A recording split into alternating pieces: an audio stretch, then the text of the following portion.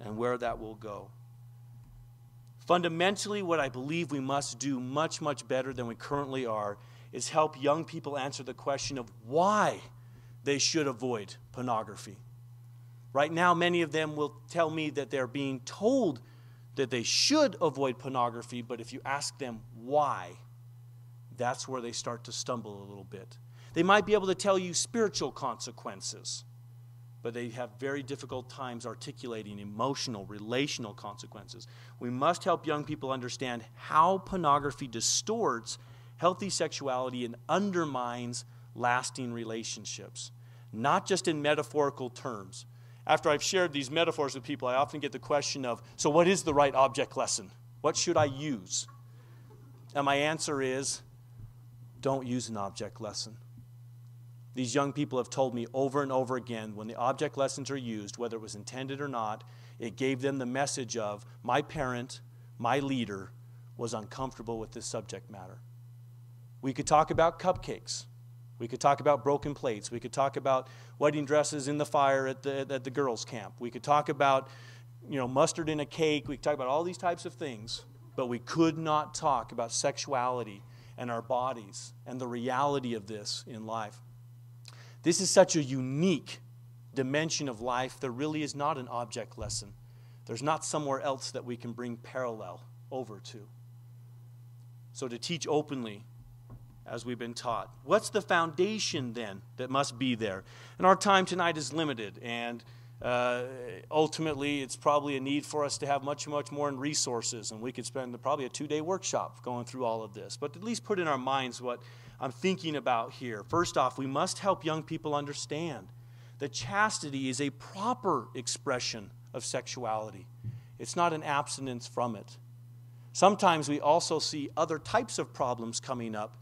As we teach young people about pornography and unhealthy sexuality, they move into their marriages and they struggle to practice healthy sexuality because they've embedded the negative messages. They've embedded ways that they can't see this as something that someone who is chaste, someone who is worthy might engage in.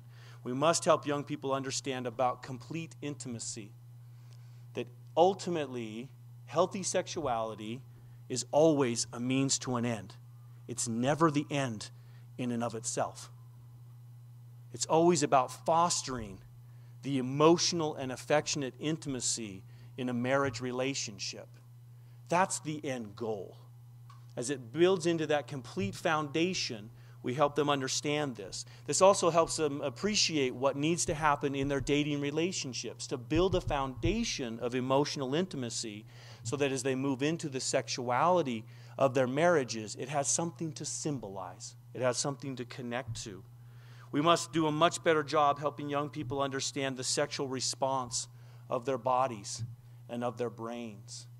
Simple example of this. Many young people are struggling today in the teenage and young adult time around how to be chaste and how to be appropriate because they believe that there's a list. See, these are the errors of the previous metaphors.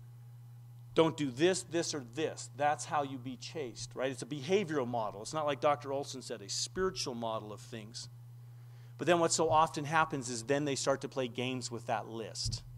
Oh, where that list said don't lie on top of another person. I was lying next to another person. I swear, 63% of my body weight was on, not here. It was here. Oh, it wasn't passionate kissing. It was, French kissing. It was Brazilian kissing. They start to play the games with all these types of definitions and views of things. And somehow that it's just about a list. And the list will safeguard them. If we teach young people about the sexual response of their bodies, how their bodies function, that when we hit the threshold of arousal in our bodies start to change in both men and women in dramatic ways.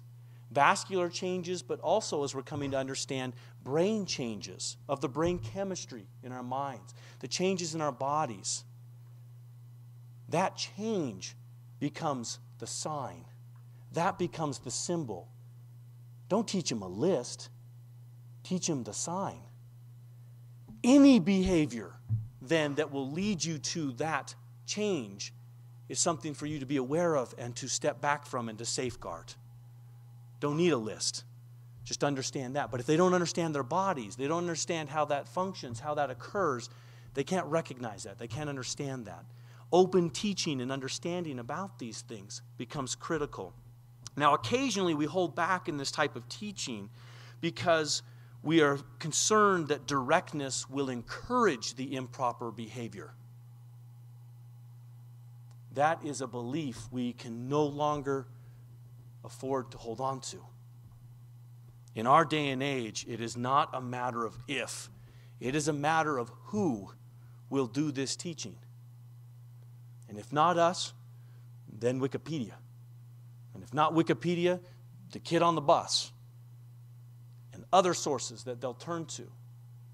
And we can rest assured that it will not be tied to the values, to the understanding, to the example of healthy sexuality that we desire. So we must be open and direct. Of course, with proper tone and content and developmental appropriateness. So this is also understanding how to teach this and how to have these dialogues across time. We can start very early teaching children about their bodies and understandings of their bodies. And then as that moves forward. But I would say this, that right now there is great error in us waiting too long, believing somehow that we are too early. Again, it's not a matter of if, it's a matter of who. And what we see in the broader world around us in these patterns of unhealthy sexuality